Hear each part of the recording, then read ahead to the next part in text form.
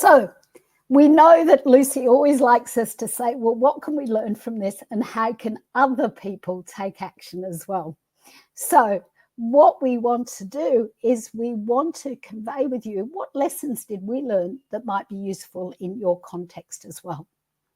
Okay, the first thing we learned is that reminder that collaboration takes time.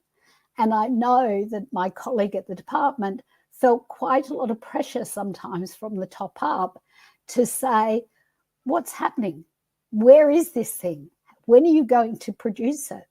And I give her due credit that she pushed back and she said, you either want a truly collaborative process or you want a quick outcome. We are very, very proud of the document that we have finished with, and we feel like it is a true representation of the messages that the schools have talked about. Things like creating brave spaces to allow those really important conversations.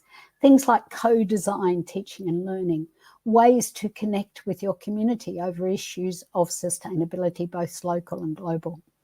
So that takes time. So that's the first message. If you want to undertake this process, you're not going to have it done by Christmas time. You're not going to have it by the new year. You're going to have to think about the way in which you are doing that. But we did take it on board that we should have done that very, very early in the process. So you're working in contexts where you need to be talking to those Indigenous peoples. Please learn from our mistakes and do that very early. The other thing I want to remind you is that the only constant is change, especially when you're talking about government departments, about schools. We had so many staff move on during the 3-year process.